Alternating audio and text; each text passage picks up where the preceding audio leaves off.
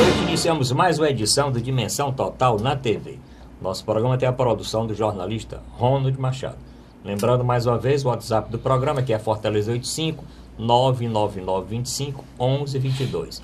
Lembro também o nosso portal na internet, portal@arrudabaixo.com.br, para o telespectador rever os programas anteriores e assistir o nosso programa ao vivo. Hoje aqui no programa o Dr. Zé Maria Filomeno, que é economista, advogado, colunista do jornal Estado e debatedor do programa do Fernando Maia e do Ronald Machado na Rádio Assunção. Dr. Mourão Cavalcante, médico psiquiatra, professor universitário, antropólogo, escritor e também debatedor do programa do Ronald Machado e de outros programas como o do senador Cid Carvalho. Bom, muitos assuntos dessa semana. Nós vamos falar da última pesquisa que retira o Lula e já retira o Joaquim Barbosa. Vamos falar para o nosso telespectador. Vamos falar também da convocação aí da seleção dos convocados para a Copa do Mundo da Rússia. Mas eu queria começar, doutor Zé Maria, falando daquele caso, daquela cabo da Polícia Militar que reagiu àquele assalto no sábado, antes do Dia das Mães. Inclusive ela estava com a filhinha, porque ia ter uma homenagem na cidade de Suzano, né, cidade da região ali pertinho de São Paulo, e o bandido chegou armado e ela reagiu. Eu queria falar a respeito disso e a respeito da uma espécie de condecoração que o governador Márcio França fez no dia posterior. O senhor viu esse caso? Que Bem, vi o caso. Interessante. Tem uns reparozinhos para dar, né? Sim, sem dúvida. Vi o caso, vi as imagens pela internet. A cabo, qual o nome dela? Kátia Isso. da Silva Sastre. Ela agiu corretamente dentro 42 anos. da sua... Ela é uma policial. Os policiais, eles têm a obrigação, né, até pelo Código de Conduta, pelas normas de conduta das forças policiais, eles têm a obrigação de conter qualquer ameaça à população ou qualquer iniciativa, qualquer ilícito que esteja ocorrendo. E também o Código de Processo Penal, né, determina que qualquer um, inclusive e preponderantemente aqueles que fazem parte das forças policiais, né, tem que decretar prisão e conter qualquer ilícito no qual ele esteja que esteja ocorrendo no momento em que eles presenciem. Então, a atitude, ela é preparada, é treinada para agir nessas situações, agiu tecnicamente e eliminou a ameaça em flagrante. Agora, uma coisa é a atitude dela. Ela como policial, é preparada, treinada para esse tipo de situação, né? Para reagir de forma que não cause risco às pessoas que estão ao redor, né? Os civis. O outro lado foi o que você falou, a iniciativa, a homenagem, né, que eu acho que foi um ato populista, até eleitoreiro, porque não cabia esse tipo de solenidade. O próprio governador foi entregar uma condecoração, essa imagem aí circulou na mídia. Eu acho que ele podia ter, o governo, né, o gabinete do governador, poderia até ter mandado uma mensagem cumprimentando, né? Felicitando a policial pelo ato de até bravura, né? Porque ela correu até o risco. Mas o policial, ele faz parte da sua função enfrentar a bandidagem, né? Agora, aquela cena toda, a encenação, fazer toda aquela fotografia que ele quis divulgar, uma espécie de autopromoção do próprio governo, eu acho que foi excessiva. Coloca até em risco, né, a própria policial, porque policiais não têm que ficar sendo expostos, né, pelos seus atos, né? Ela pode até sofrer aí uma represária aí de algum comparsa aí desse marginal que acabou entrando em óbito. Doutor Mourão Cavalcante, o caso é o seguinte: a mãe PM, né? Estava na porta da escola. Nós estamos mostrando, inclusive, esse vídeo aí, quem não viu, o nosso querido Ayrton está mostrando aí para o nosso telespectador. E a queixa é exatamente o seguinte: semana passada teve um policial que conseguiu imobilizar, né, um assaltante sem dar um tiro. E ele não foi homenageado, né? Tá certo? Então está até comparando as coisas. Por que o policial fez isso e não foi, e ela foi? A outra coisa é o seguinte, o questionamento, que não era para ter dado 3 tiros, basta ter dado 2. Mas olha, nesses momentos, esse tipo de controle é complicado. Né? Eu não tenho arma, nunca dei um tiro, né? Mas eu imagino que é difícil. Tem como controlar 2, 3 tiros, né? Esse controle. E o ladrão era o Elivelton Nunes Moreira, que ele foi ainda atendido para a Santa Casa e faleceu quando estava na Santa Casa. Doutor Moura, e esse caso? Eu não posso achar algo de glorioso nisso. É uma sociedade em conflito, e ali foi nitidamente um conflito, em que para resolver você tem que eliminar um, você tem que matar um. Quando o princípio básico de qualquer sociedade é o tal do não matarás. Quer dizer que você tinha que deixar ele dar tiro a hora que ele quisesse? Também não. Onde é que fica isto? É o fio da navalha. Quando ele puxa a arma, aponta para as pessoas e começa a gritar, ninguém tem o áudio, o som, mas provavelmente ele está afasta ou não sei o que, senão atira e tal. Aparece essa mulher, que por acaso é policial, e tenta eliminá-lo, porque o tiro que ela deu foi para... não sei se era na arma e no que era. E foram 3 tiros, e isto foi o suficiente para termos mais um cadáver nas nossas estatísticas. E a mãe desse rapaz? Ele tinha 21 anos. 21. E se a gente pintasse assim, por exemplo, ele estava atrás de apurar um dinheirozinho de um roubo para comprar o presente do Dia das Mães. Aí começa a complicar. Ele foi aluno daquela escola, que era uma escola privada. De que escola ele foi aluno?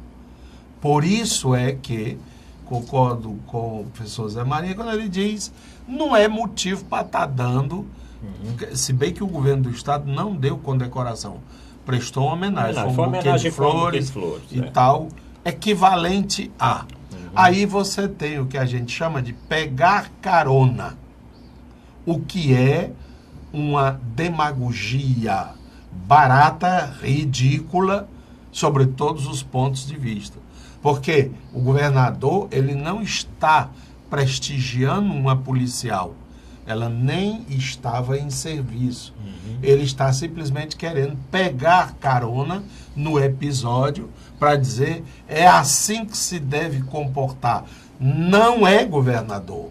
É muito triste quando uma sociedade, para resolver seus conflitos, precisa eliminar. Desta vez foi o suposto bandido. Da próxima vez, quem vai ser? Porque numa luta com armas de fogo, não tem jogo de empate. Alguém vai morrer. E a quem interessa essa morte?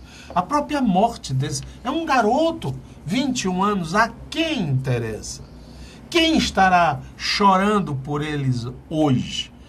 Mas ele devia não ter feito isso. E os bandidão da República que roubam tudo e estão aí gozando da cara da gente? Quando é que eles vão levar um tiro na cara também? E quando é que o governador, o presidente, vai dar uma medalha a esse militar que deu tiro na cara de um senador, de um deputado, de um governador, de um secretário, seja que diabo for, que rouba muito mais do que esse rapaz? Que diabo de sociedade é essa que aplaude o assassinato? Não, governador, você pisou na bola.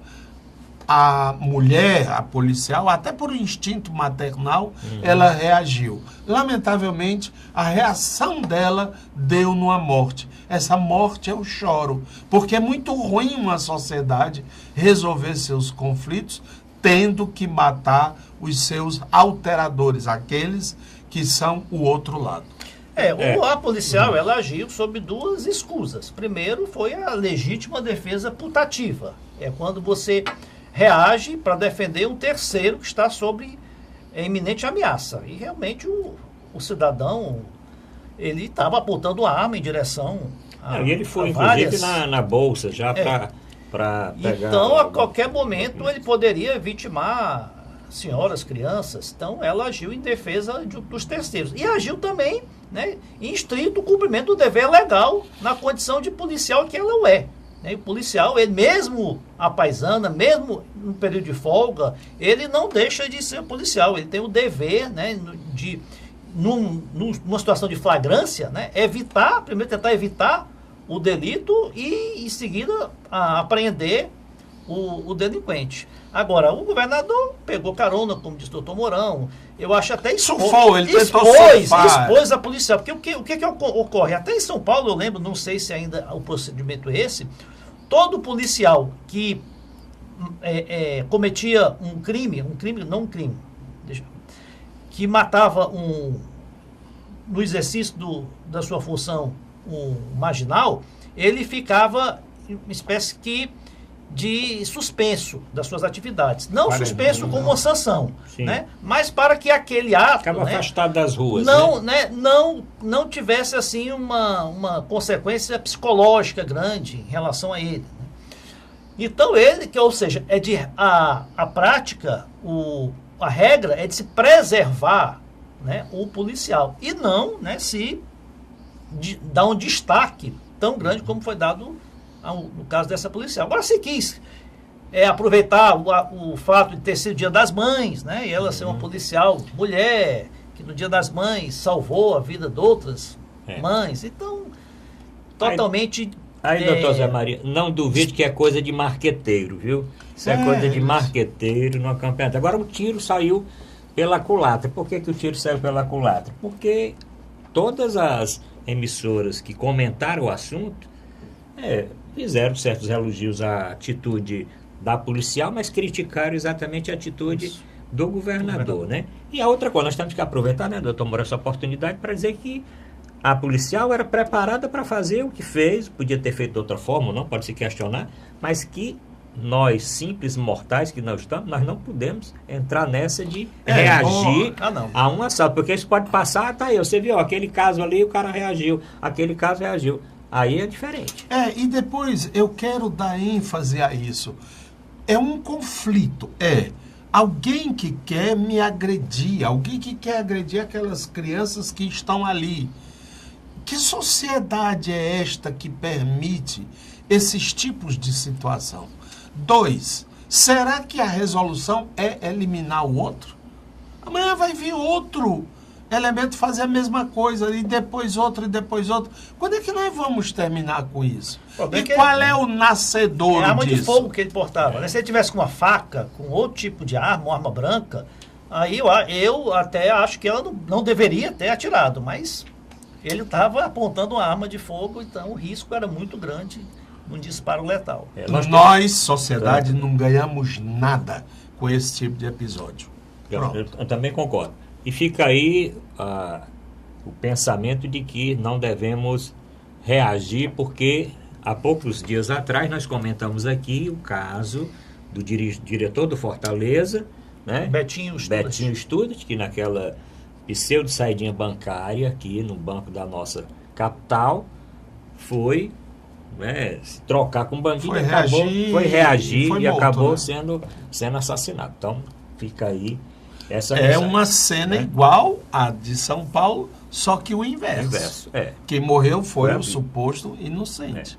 E desta vez foi eu estou usando a palavra suposto bandido. Não, suposto não, ali era claro, né?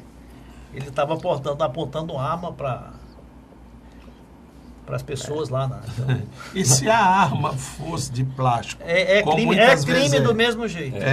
Tá certo. Bom, mas nós vamos comentar esse assunto, vamos ver a repercussão nos outros programas. Vamos fazer logo o nosso primeiro intervalo, tem muitos assuntos que nós vamos intercalar. Voltamos já.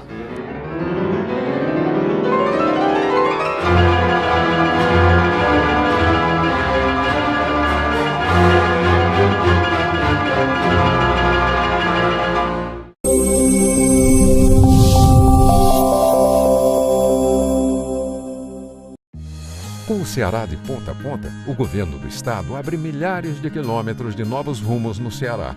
Ao todo, 5 milhões de cearenses serão beneficiados pelas ações do Ceará de ponta a ponta, com obras de restauração, pavimentação e duplicação que geram empregos, oferecem mais segurança e criam novas oportunidades. Hoje, com a estrada do jeito que está, quando minha filha sai, eu fico mais tranquila, por causa que a estrada está boa, né?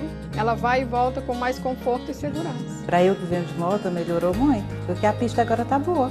Vem mais disposta, sai mais tarde um pouquinho e chega no horário certo. Mais de 1.500 quilômetros de estradas já foram concluídas e até o fim de 2018 serão cerca de 3.000 quilômetros de estradas requalificadas. Essa é a direção para levar um futuro melhor para todos os cearenses. Ceará, novas ideias, novas conquistas. Governo do Estado do Ceará.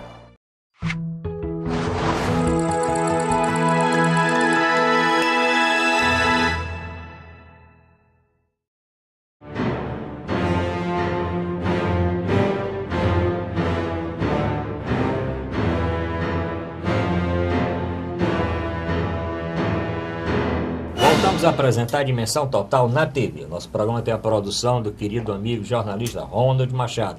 Lembro mais uma vez o WhatsApp do programa. Comente esse assunto do bloco anterior. Aproveite agora, digite aí. Aqui é Fortaleza 85 99925 1122. Se quiser rever algum programa anterior, depois do nosso aqui, entre no portal na internet, nosso portal na internet, portal.arrudabase.com.br. Tem lá a playlist dos nossos programas, tem 180 e tantos programas. Nosso telespectador pode rever alguns deles. Bom, vamos falar um pouquinho agora de futebol, porque depois tem a política, tem a pesquisa, tem o general Teófilo, tem o caso do documento da CIA, que nós vamos deixar aí o telespectador ficar aguardando. Doutor Zé Maria, a convocação do Tite para a Copa, o senhor ficou animado? Tem muito questionamento, porque eu lembro daquela Copa que o Teleno convocou o botar o ponta, o Jô Soares mandar ele botar a ponta. Era o que é técnico do Grêmio. Renato Gaúcho. Exatamente. Ele não convocava o Renato Gaúcho. Depois teve aquela... Não convocaram o Romário, que o Romário era para ter ido também. O Filipão em 2002. O Filipão não queria convocar. Teve alguém que ficou de fora? Que nós vamos sentir falta? Olha, o que acontece? Se você está lembrando de tempos aí, que existia uma fartura de craques no Brasil, bons tempos, em que toda convocação realmente ele está limitado a 23 jogadores e tem muita gente boa que ficava de fora. Hoje, não. Hoje é o contrário, né? Você tem muitos jogadores lá que, no meu entender, não tem nível de serem jogador de seleção, pelo menos jogador de seleção do tempo em que eu entendi a seleção como um local para craques e super craques. Né? Agora, essa convocação é realmente 90% é o que tem de melhor. Agora, eu vejo algumas posições carentes. Né? Por exemplo, ele convocou muitos jogadores para uma ou duas posições e há outras que, numa eventualidade, uma contusão, de uma suspensão, talvez ele tenha problemas em encaixar. Por exemplo, ele convocou para ser reserva do Neymar o Tyson. Esse Tyson está sendo questionado. Esse Tyson, o Douglas Costa e o William. Quer dizer, você tem 3 jogadores aí praticamente para serem aí entrar no lugar uma eventualidade no lugar do Neymar. E também você convocou o Fred também. Esse Fred é outro que está se questionando também. Que é um meia atacante, o Fred e o Douglas. Douglas Costa. O Douglas Costa, que são jogadores meia atacantes de velocidade, que jogam ali mais ou menos onde joga o Felipe Coutinho. Já para volantes, ele convocou poucos volantes, volantes assim, especialistas. Tem o Casimiro, o Fernandinho e o Paulinho. Né? São os 3 titulares. Né? O Felipe Augusto eu não vejo como volante. É ali um terceiro homem de meio campo, que pode até ser substituído pelo Fred. Né? Agora, faltou, no meu entender, aquele jogador, assim, aquele meia de armação, aquele jogador cerebral, que o jogo está difícil, ele entra e muda o ritmo da partida. Aquele meia, né? Antigo meia, que é até difícil no futebol brasileiro, mas seria importante na Copa do Mundo. Por exemplo, o Diego do Flamengo, que não vive assim uma grande fase, mas é um jogador que diferenciado. Cumpre, né, essa função. Jogador, né, que cobra bem falta, cobra bem escanteio, que tem um excelente passe, que sabe cadenciar, habilidoso, experiente, né? Que poderia estar ali no grupo. Outra posição, eu falei dos volantes. Aquele primeiro volante que fica à frente ali da zaga, que eu acho fundamental todo time ter um jogador desse, como foi o Gilberto Silva, durante 3 Copas do Mundo. Mais para trás você vê o Toninho Cerezo em 82, você teve o 70, próprio, né? o Mauro Silva, Mauro Silva em 94, o César Sampaio, o Dunga, né? Que faz essa função bem. Eu só vejo o Casemiro, né? O Fernandinho e o Paulinho são mais aquele segundo volante, né? Aquele segundo homem de meio campo. Então eu acho que se ele perder durante a Copa o Casemiro, eu não vejo ninguém para fazer aquela função. O Fernandinho ele tem utilizado, mas não é bem o forte dele. Eu teria convocado, não sei como é que está fisicamente, o Davi Luiz. Davi Luiz, aquele zagueiro, né, que jogou na última Copa, inclusive ficou queimado, né? Fez um gol aqui em Fortaleza. Eu estava até no estádio contra a Colômbia. Ele ficou queimado depois daquele 7-1. Depois do 7, mas do 7-1 também estava o Fernandinho. O Fernandinho estava no 7-1. Inclusive, o Marcelo estava no 7-1. Inclusive eu vou falar aqui com o Dr. Mourão o seguinte: Dr. Mourão, o trauma daquele 7-1. Destes 23 convocados, só 6 estavam naquela seleção do Filipão. Seria o 7, Marcelo, o Daniel Alves. Marcelo, rompeu o ligamento do joelho. Silva, Marcelo, Thiago Silva, Fernandinho, Paulinho, William e o Neymar. Estes 6. Né? O resto são jogadores que não estavam naquela seleção. O senhor acha que com esse grupo aí nós temos condição de ser campeão? Olha, primeiro eu quero felicitar o Zé Maria. Ele é um verdadeiro... Como é que é? O Lúcio brasileiro que se cuide, né? Ele diz que é o... Eu sou mais um dos 200 milhões de técnicos de futebol que tem no Brasil. Não, mas você tá mais lá para frente, porque eu nem sei o nome desse povo todo, né? Lembro, recordo. E você, Arruda, está demonstrando uma forte tendência ou masoquista ou sádica de vir nos falar aqui desse 7-1, tá entendendo? Isso é página virada, isso é coisa que devemos esquecer. Na realidade, ninguém soube até hoje explicar claramente o que foi que houve ali, né? Claro que houve um vacilo, e vacilo por cima de vacilo, que terminou numa estupenda goleada. Mas eu acho que cada campeonato é uma nova realidade. Estamos aí nos preparando para a Rússia. Não sei se terá o mesmo brilho, o mesmo esplendor, não é da Copa aqui no Brasil, mas das outras Copas no mundo, não é? Tenho medo da violência naquela região. Que mais é o região... terrorismo, né, do que a violência. Pois sim, nesse sentido. E devemos entender que futebol é só futebol, não tem esse negócio de estar se matando, de estar jogando bombas, de estar não sei o que não. Foi divulgada a relação dos jogadores. São brasileiros? São. Nasceram aqui? São. Mas eles vivem não sei aonde, né? Um vive lá no Borussia, não sei o que, o outro não sei aonde. Na Ucrânia, tem muitos na Ucrânia, não sei o que. Eu gostaria, se eu pudesse apitar alguma coisa, é o seguinte: só vai para a Copa o brasileiro que está jogando no Brasil. E eu tenho certeza que essa equipe sairia melhor do que essa daí. Acho que só tem 3 ou 4 que estão atuando no Brasil. Mas nós temos atualmente no futebol aqui no Brasil, né, no campeonato Série A, Série B e tal, jogadores que representariam muito bem. Eu tenho visto alguns jogos pela televisão de campeonatos do Brasil aqui e eu tenho gostado, sabe? E é tudo gente jovem. E é tudo gente jovem, né? Então, Eu não iria chamar esse povo todo, não. Não sei por que essa tendência a querer achar que o milhão que está fora. Você tem o Palmeiras, tem grandes jogadores, o Grêmio. A reclamação, o Flamengo, a raça também, do Flamengo, né? A reclamação, inclusive, maior é em cima da não convocação de mais jogadores do Grêmio, que atualmente é você o time tem o que Arthur, tem mais... que é um meia o muito Arthur bom, e o está Luan, vendido ele, para o Barcelona. O Luan ele também convocou o Jeromel, que foi uma certa surpresa, zagueiro, porque ele brigava ali com o menino do São Paulo, né? O Rodrigo Caio. O Rodrigo Caio até saiu contundido no jogo aí e tal, né? Mas os convocados são os seguintes, doutor Mourão, o senhor que... olha, goleiros, o Alisson, Ederson e Cássio. Convocou o Cássio, goleiro do Corinthians. Esse já é bem antigo, esse goleiro. Isso, Cássio. Mas para a Copa, sim, é a primeira Copa ele dele, tem né? acromegalia, não? Tem.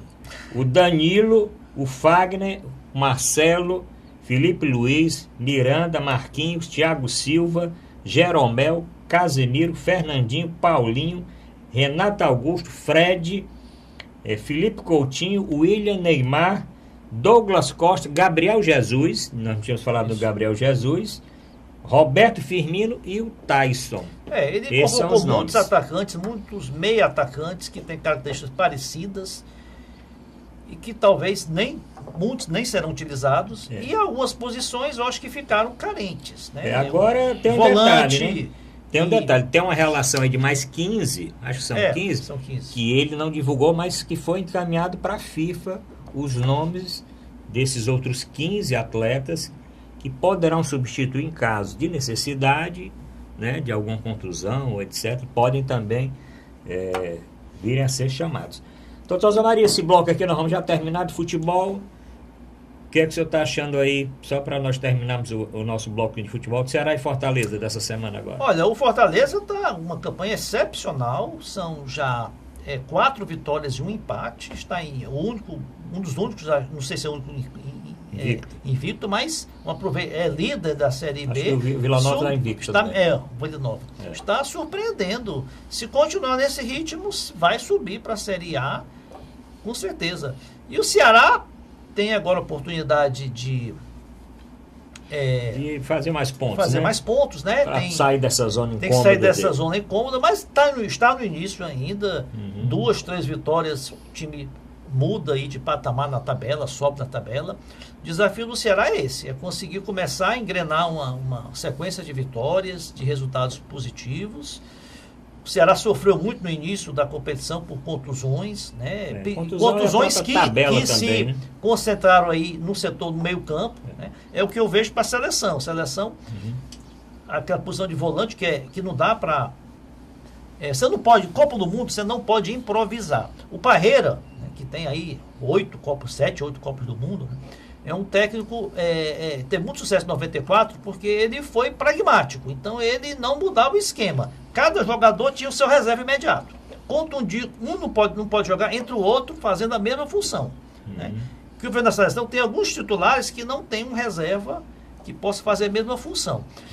Então é isso, o desafio do Ceará... Quando é o primeiro jogo da Copa? Dia 15, né? Da Copa. Da Copa, dia 15 de junho. 12. O Brasil joga 17. O Brasil joga dia 17 contra a Suíça, acho que é um domingo. 12 de junho. 15 horas da tarde. Então o primeiro jogo é dia 12 de junho.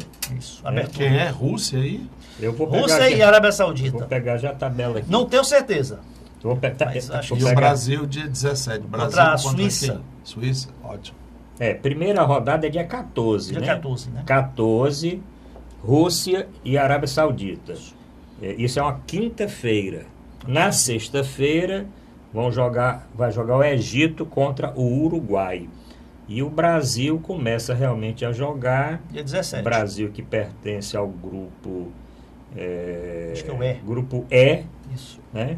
Vai começar a jogar realmente no dia 17, às 15, né, da tarde, é um domingo. Hora do Brasil, né? Hora do Brasil, 15 horas. Lá é à noite. 15 horas. E qual é a cidade? Sochi, né? O Brasil vai se concentrar em Sochi. Agora não sei onde é o jogo, o primeiro jogo.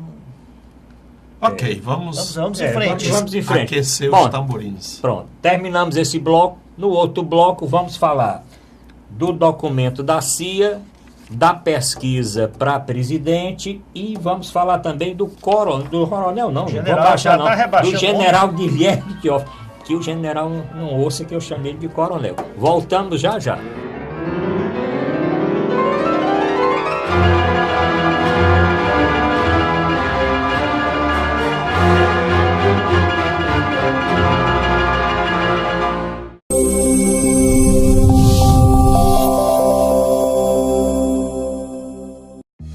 Com o Ceará de ponta a ponta, o governo do estado abre milhares de quilômetros de novos rumos no Ceará. Ao todo, 5 milhões de cearenses serão beneficiados pelas ações do Ceará de ponta a ponta, com obras de restauração, pavimentação e duplicação que geram empregos, oferecem mais segurança e criam novas oportunidades. Hoje, com a estrada do jeito que está, quando minha filha sai, eu fico mais tranquila, por causa que a estrada tá boa, né? Ela vai e volta com mais conforto e segurança. Para eu que venho de moto, melhorou muito, porque a pista agora tá boa. Vem mais disposta, sai mais tarde um pouquinho e chega no horário certo. Mais de 1.500 quilômetros de estradas já foram concluídas e até o fim de 2018 serão cerca de 3.000 quilômetros de estradas requalificadas. Essa é a direção para levar um futuro melhor para todos os cearenses. Ceará, novas ideias, novas conquistas. Governo do Estado do Ceará.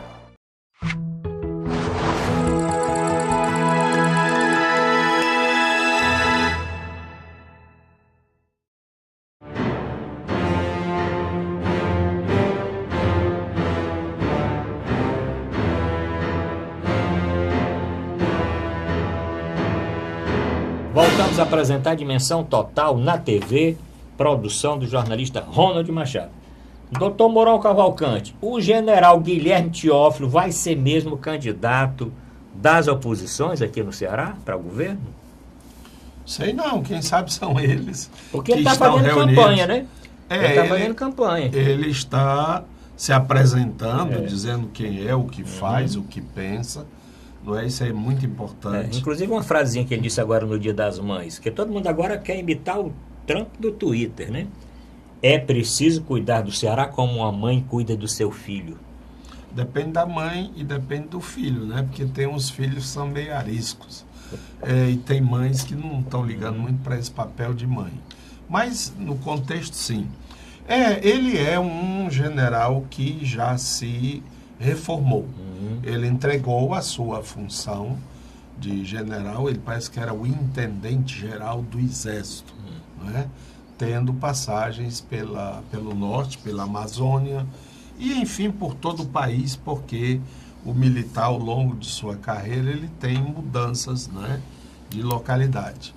Mas ele insiste em dizer que é cearense, que aqui foi criado, que sua família é daqui. Ele tem 2 eixos de família realmente tradicionais. Um eixo, que eu acho que é do pai, é Teófilo Gaspar de Oliveira, né, que inclusive tem muitos militares nesta família. E a outra da família Calles, né, que ele disse numa entrevista que aquela famosa educadora Antonieta Calles, irmã do César Calles, era tia dele.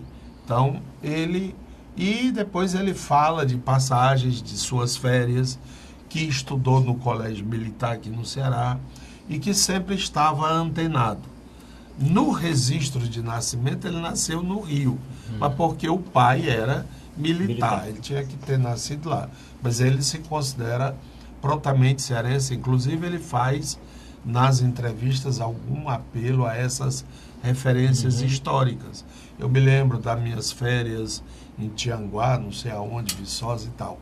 Bom, agora, esse general, como todo oficial de alta patente, é um homem qualificado, não é um beócio, um idiota qualquer. Ele tem muito conhecimento, que eles estudam, né, fazem escola superior, não sei de que e tal. E eu estive escutando, sobretudo na entrevista lá com o Fernando Maia, e também num vídeo que circula na internet, acho que foi no Marina Hotel, em que ele não expôs, como depois também fez uma série de observações e comentário às perguntas, e também no jornal O Povo, quando ele estava se lançando. Ele diz, basicamente, que é candidato com o aval do senador Tasso Gereissati. Ele filiou-se ao PSDB e quer propor o seu nome como candidato ao Estado, né? E diz que tem para esse Estado uma série de ideias de desenvolvimento e muito preocupado pela entrevista com as questões de natureza social, com a política social. Aí significa saúde, educação e, obviamente, segurança. Em relação à segurança, ele é muito taxativo e diz que não basta apenas ter recursos e gastar dinheiro em compra de viaturas, de carros, de armas, de munição, que é importante fazer, sobretudo, um trabalho de preparação dos militares. Por exemplo, ele acha que um militar que é treinado apenas para ser militar de rua apenas durante 3 meses e parece que apenas 30 tiros é o que eles treinam, não é alguém habilitado para esse trabalho de rua. E dá muita ênfase também ao trabalho de inteligência. Resumindo, você quer saber de uma coisa? Esse general terá a chance se o povo do Ceará souber que ele é candidato e o que é que ele pensa e diz. Se ele conseguir isso, não é? Ser candidato, o cearense eleitor saber disso, descobrir isso, e o que ele pensa e o que ele fala, ele estará bem classificado. O Tasso Gereissati, senador Tasso Gereissati, o capitão Wagner já também comunicou que o partido é o PROS, né? Não, o capitão Wagner do PROS. PROS também apoiaria o apoio do Roberto Pessoa, do ex-governador Lúcio Alcântara, o Danilo Forte, que passou para o PSDB, então não falta apoio se realmente ele conseguir juntar este bloco, né? Tem também o do lado de Itauá. Sim, o Domingos Filho e o Genesias Noronha. Não, o Genesias deu uma engoiada aí. O Genesias deu uma freada. Declarou hoje que não vai, que o Solidariedade, né, que é o partido a qual ele dirige aqui no Ceará, comanda aqui no estado do Ceará, para onde foi inclusive o Heitor Ferrer, não apoiará o general para o governo. Apoiaria se o candidato do PSDB fosse o senador Tasso Gereissati. Mas que o senador Gereissati tem declarado, ou o capitão Wagner pelo PROS. E que o partido ficaria neutro, né? Agora, já comenta-se que ele está iniciando, buscando uma ponte de diálogo com o Camilo Santana, o governador, né? Então, via Eunício. Então, são esses conchavos aí da política. Sobre o general, eu tive a oportunidade de participar no programa do Fernando Maia de uma entrevista com o general Teófilo. Fiquei muito bem impressionado, primeiro com a sua desenvoltura em ser candidato. Pelo que eu percebi, ele deverá ser candidato mesmo, já está pelo menos em pré-campanha. Pela sua desenvoltura, os problemas aqui do estado do Ceará, eu até indaguei sobre a questão da seca, que você não pode falar sobre a situação do estado do Ceará sem enfrentar a questão meteorológica, a questão hídrica, que é um mal, aí, uma chaga aí que afeta o nosso estado cronicamente há séculos, né? E ele está estudando a questão, chamou a atenção do São Francisco, né, que da transposição do São Francisco está muito atrasada, chamou a atenção a questão de outras fontes, né, da água que podem ser utilizadas.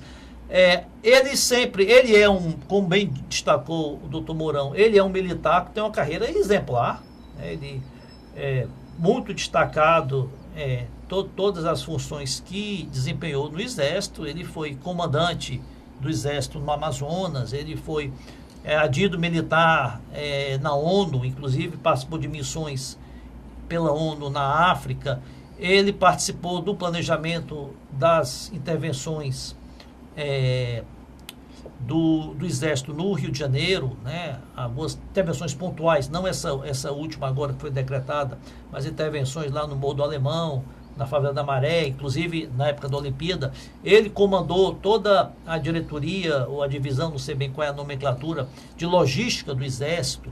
Ele conhece muito bem a questão do controle do tráfico de armas, de drogas, né, porque o Exército participa diretamente dessas ações.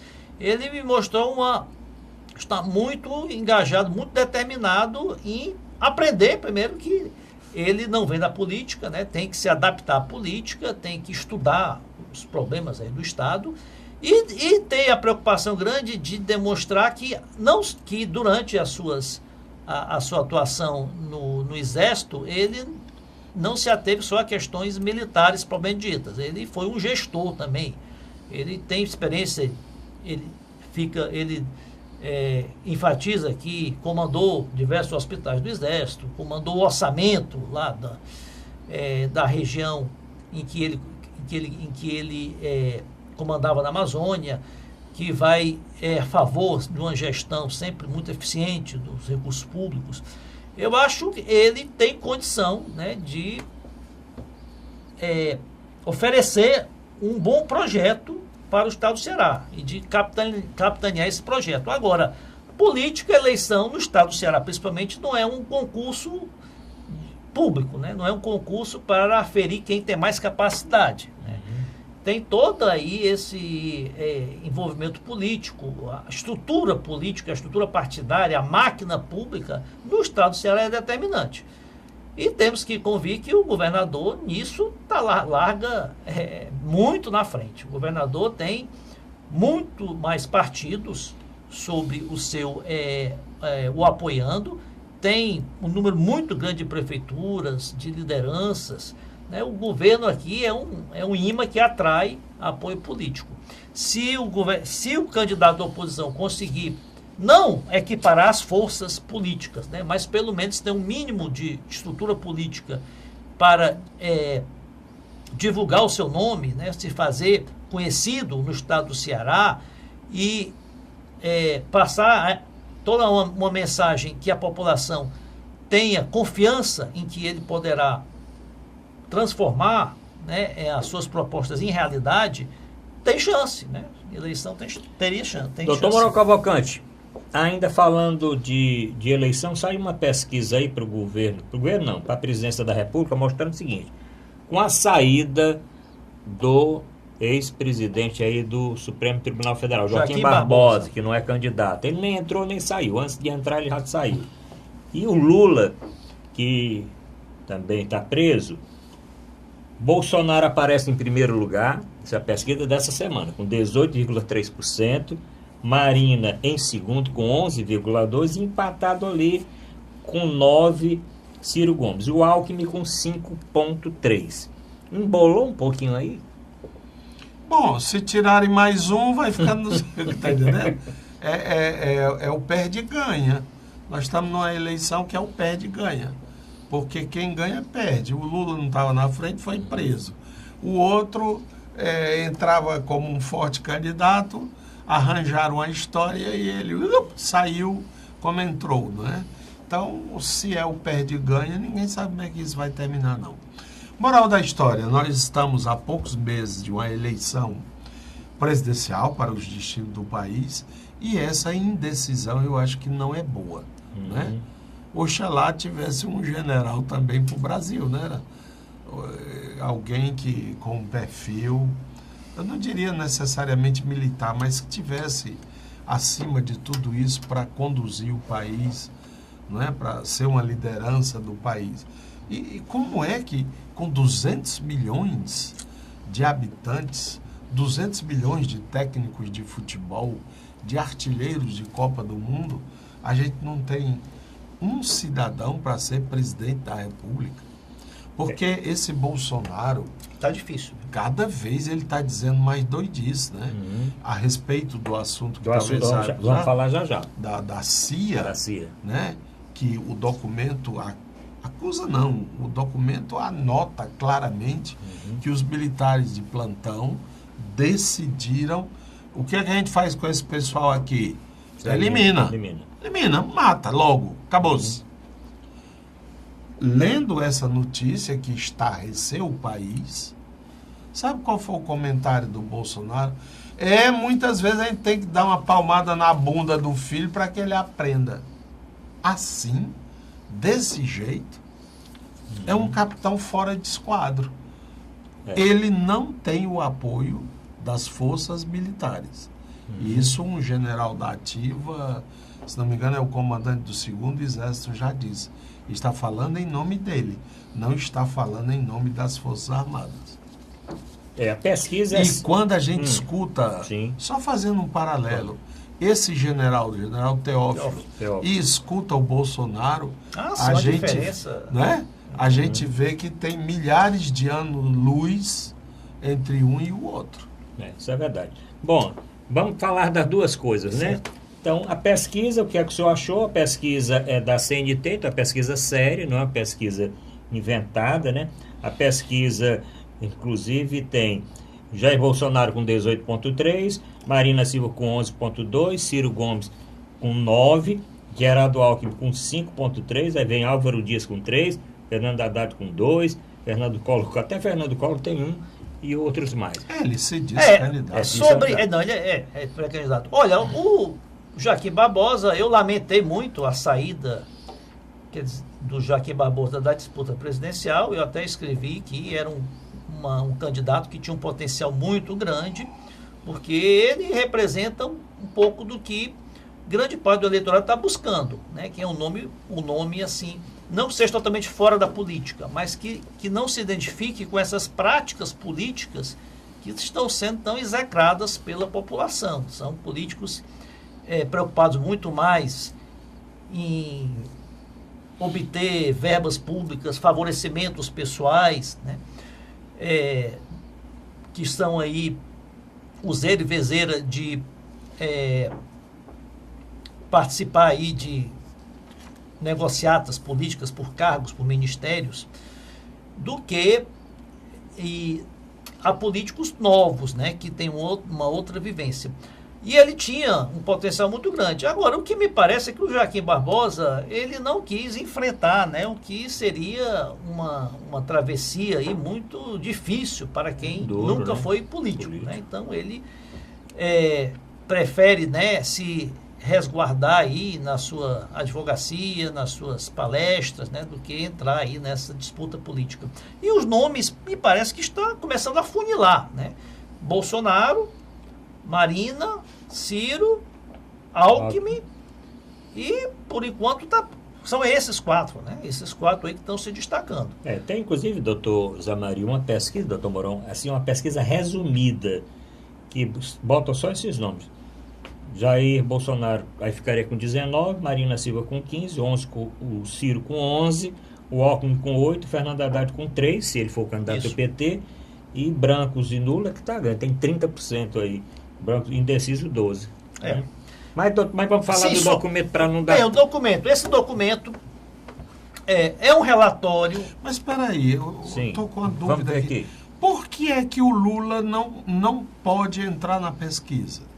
Tem uma pesquisa com o Lula, inclusive. Tem com o Lula, sim. A pesquisa com o Lula... Ele tem 32%, 32% e um quebrado. Frente. Mas por que você elimina? Tá aqui, ó. Assim? Não, porque elimina. fizeram pesquisa. Fazem vários Com o Lula é o seguinte, Lula, 32,4%, Bolsonaro, 16%, Marina, 7,6%. Metade, né? Ciro, 5%, o Alckmin baixa para todo mundo cai, né? E o Lula fica lá em cima com 32,4%. E o outro 16%. Quer dizer, exatamente o dobro.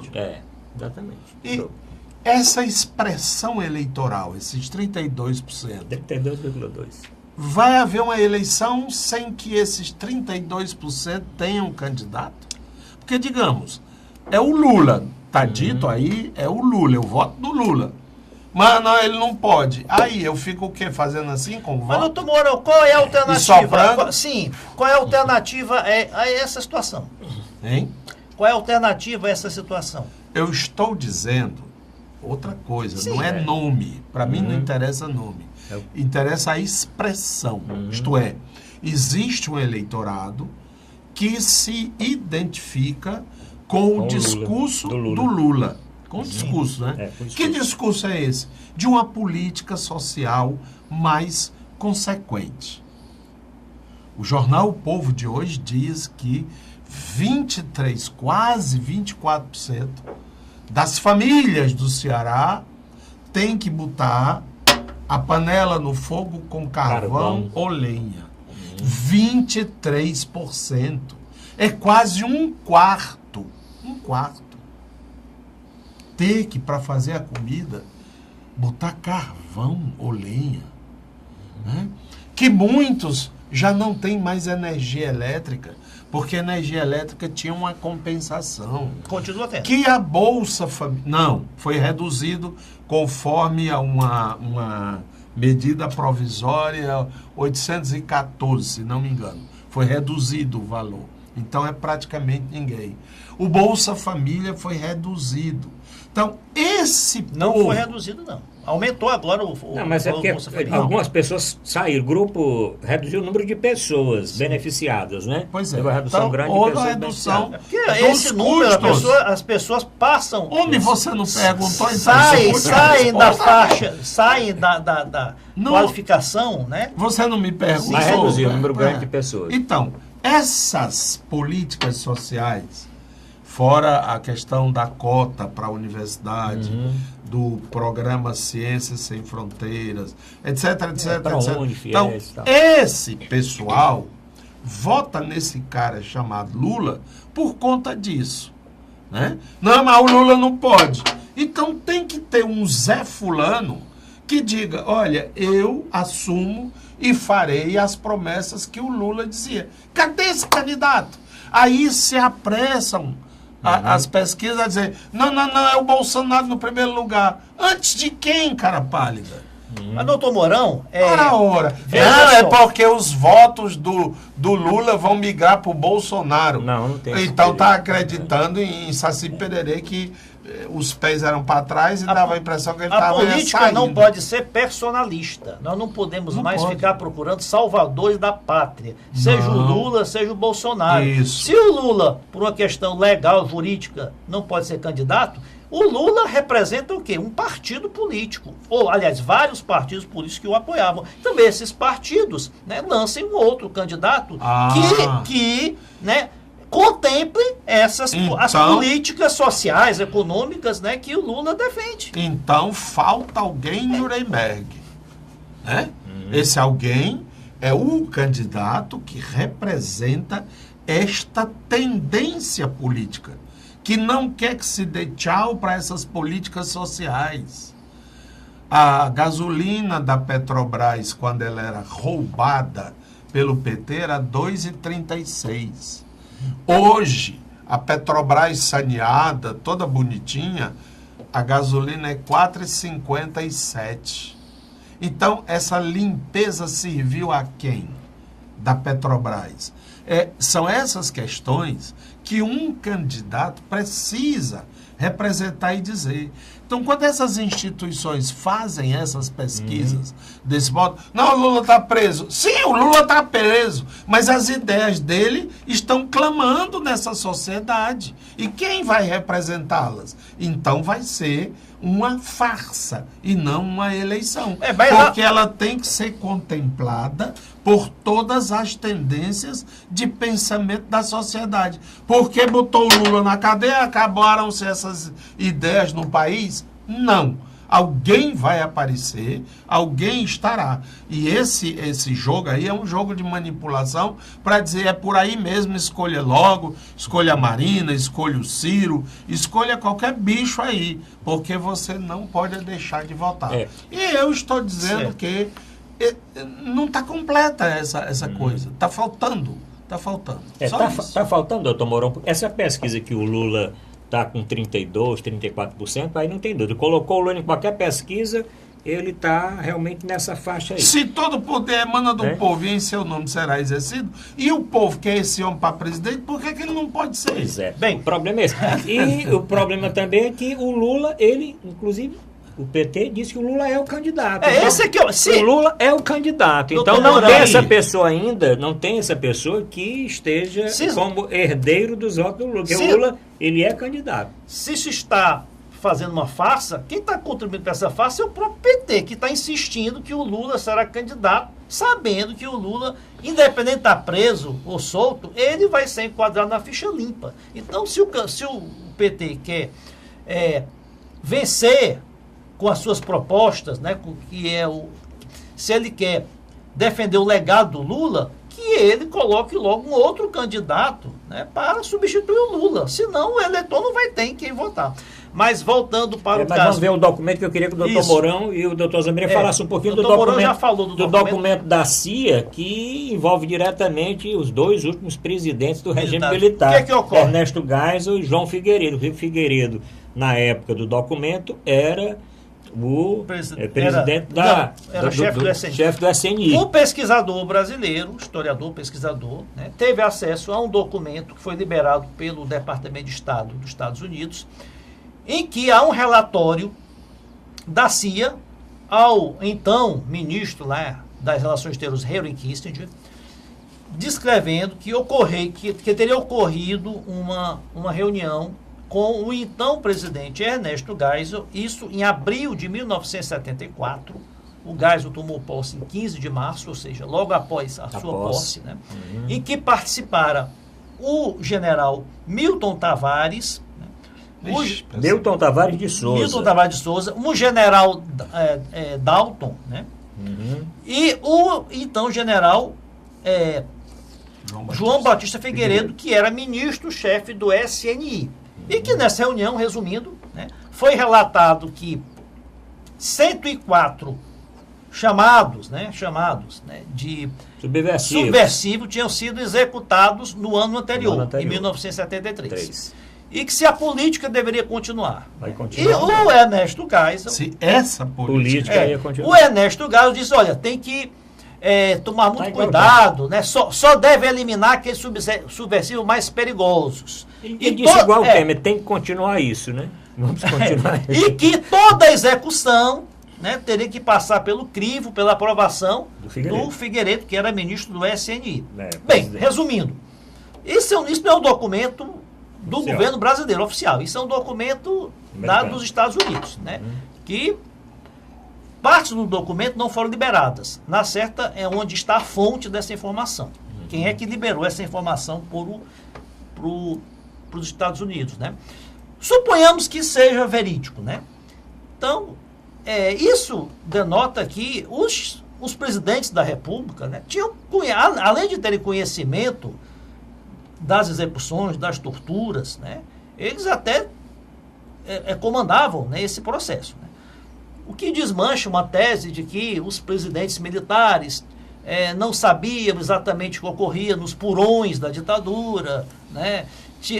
Sabiam que havia alguns excessos, né? O que sempre foi dito é que eles sabiam que havia alguns excessos de alguns, vamos chamar assim, subordinados, alguns radicais, alguns delegados, alguns militares, havia torturas, né, mas não comandavam. Então isso desmancha essa tese. Agora, o que mais surpreendeu é que tratou-se do general Geisel e do Figueiredo, que até então eram tidos como da ala mais moderada da ditadura militar. A doutora Maria foi moderada. No ano anterior morreram 104. Ele disse, só mate agora aqueles que foram extremamente subversivos. Sabia-se já que o regime militar tinha um grupo mais radical, né, mais linha dura.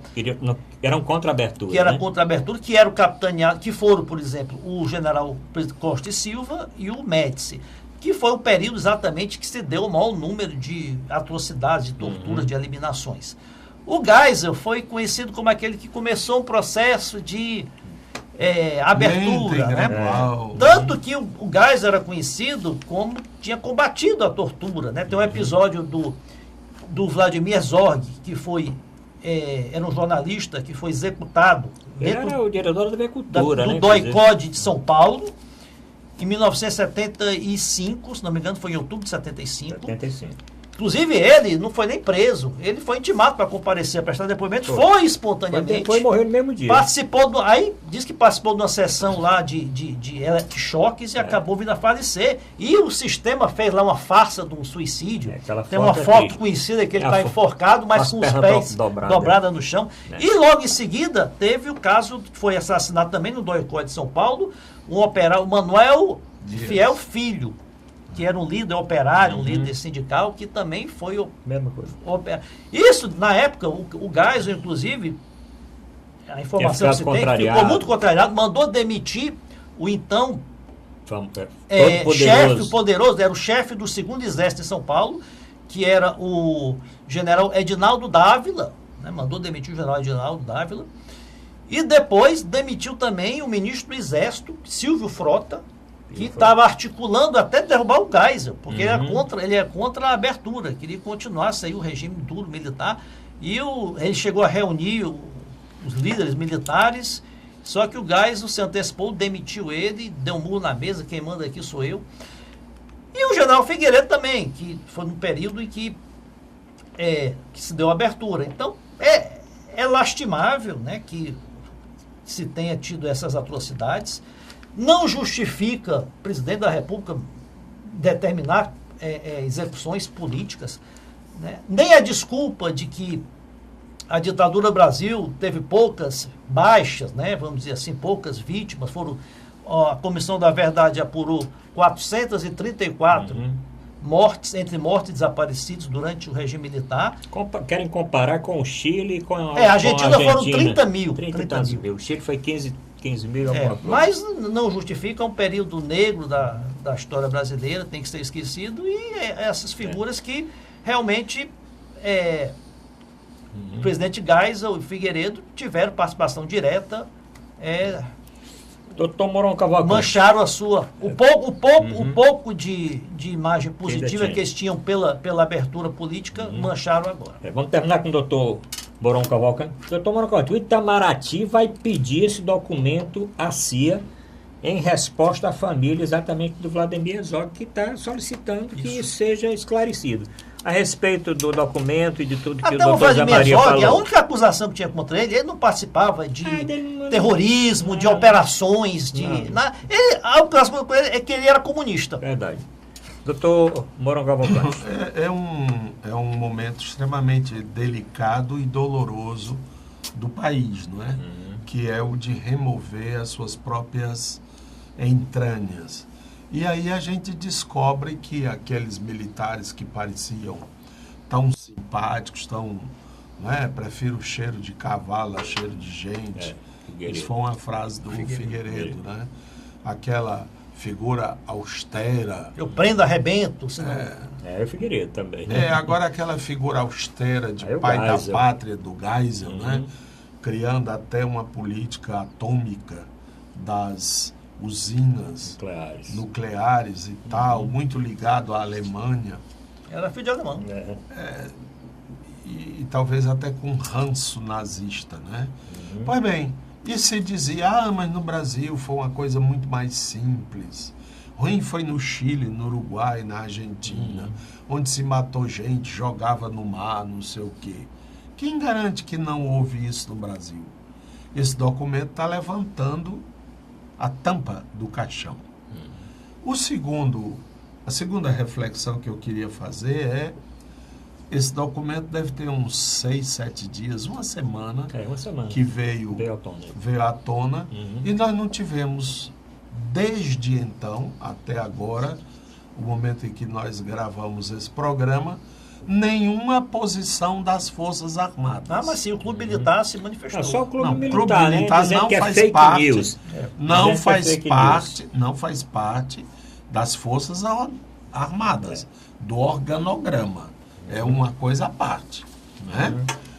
Ficou silente. Menos o puxa-saco dos puxa-sacos, que é o Raul Jugman, foi que ele disse? Que isso não arranha a reputação do Exército. Não arranha se não tivesse alguém da família dele desaparecida desde então.